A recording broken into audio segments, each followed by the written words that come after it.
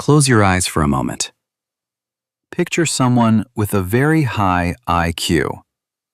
You probably imagine a person who looks calm, sharp, and completely in control.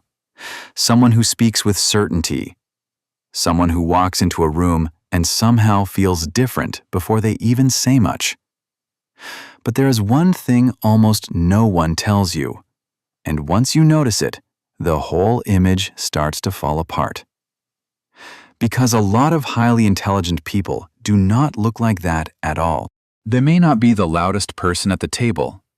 They may not rush to prove what they know. They may even seem quiet, distracted, or hard to read. You could sit next to them at work, talk to them at a family dinner, pass them in an ordinary conversation, and never realize how much is happening behind their eyes. Because real intelligence usually does not announce itself the way people expect. It is not always in speaking more. It is not always in sounding confident.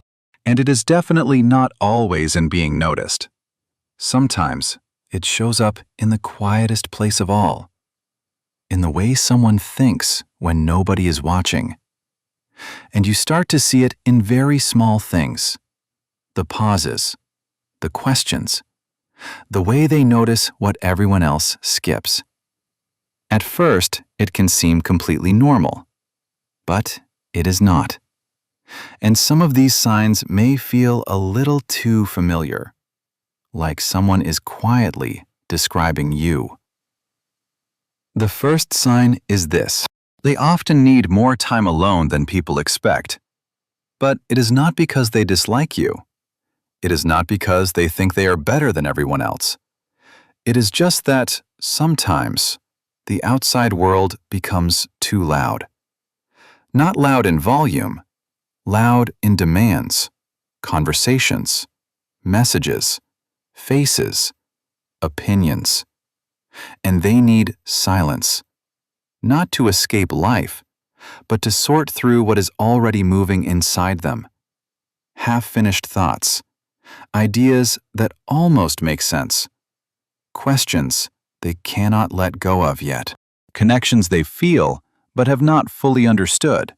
And this is where people often misread them. From the outside, it can look cold, it can look distant, like they are not interested or not fully there. But many times, they are not pulling away from you. They are just somewhere deeper inside their own mind. And you can notice it in something very simple. They ask a lot of questions, even about things most people would just accept and move past.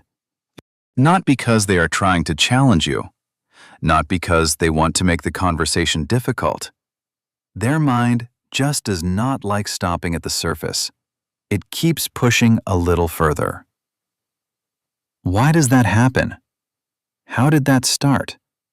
What is really going on underneath it? Sometimes they are not even looking for a perfect answer. They just need to understand how the whole thing works.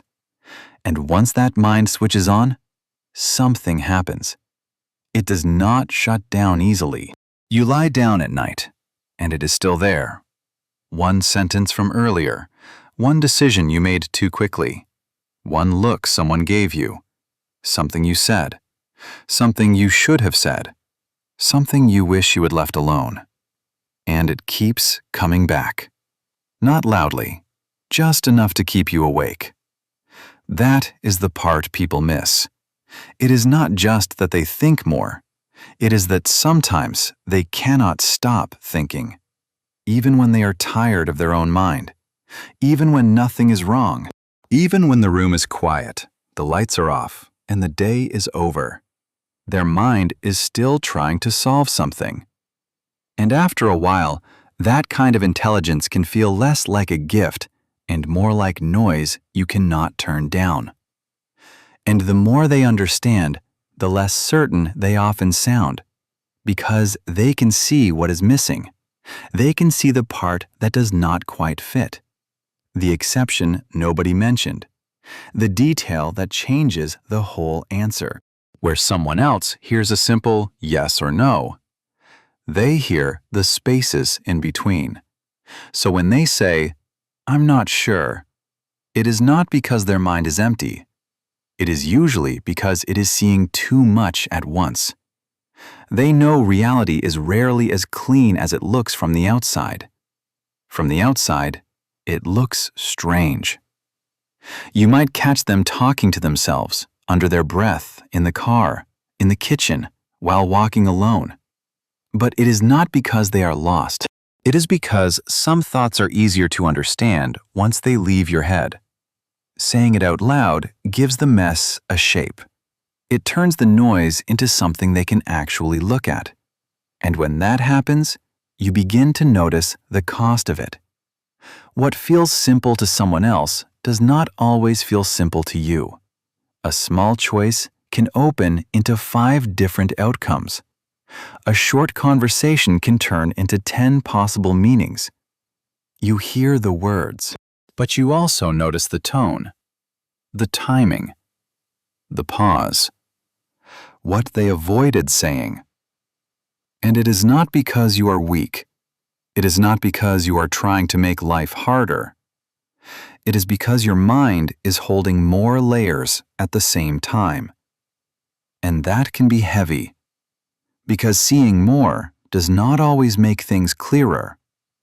Sometimes it only gives you more ways to be unsure.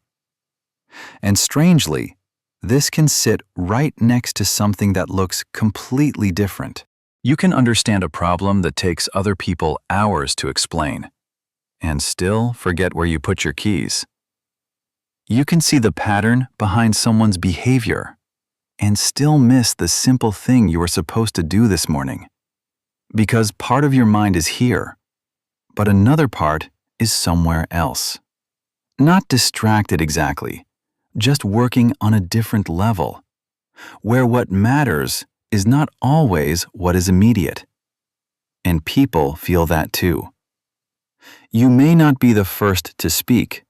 You watch, you listen, you read the room before you answer. And that can make you hard to read, because while nothing shows on your face, your mind is already sorting through more than people realize. And sometimes, this changes the way you move through life. Because during the day, you may look quiet, even slow to respond. But late at night, when everything outside finally settles, something inside you wakes up. No messages, no voices, no one asking for an answer. Just silence. And in that silence, your thoughts start lining up more clearly. You can finally hear what you were too busy to understand before. And the strange part is, most people never notice it. From the outside, you can look calm, normal, like nothing is happening. But inside, your mind is still moving, still connecting things, still replaying, questioning, sorting. It may get quiet for a moment, but it almost never fully stops. And with time, you do not really learn how to turn it off. You learn how to live with it. You start noticing when a thought needs your attention and when it is just pulling you in circles. You learn when to pause, when to let it pass, and when to follow it a little further. Because the answer was never to stop thinking. It was to understand your mind well enough to not be ruled by every thought. And it is not only about understanding what happened. It is wanting to know why it happened. Why someone reacted that way. Why a small comment stayed with you longer than it should have. Why you felt calm in the moment, then confused hours later. You start looking beneath the behavior in other people and in yourself. Not in a dramatic way, more like a quiet question running in the background, trying to make sense of what everyone else just moves past. And maybe that is what changes everything, because intelligence is not always easy to spot. It is not talking the most. It is not sounding certain in every room. It is not having the fastest answer. Sometimes, it is a quieter way of thinking, one that goes deeper, one that holds more than people can see. And because so much of it happens beneath the surface, most people will never know how much your mind is carrying.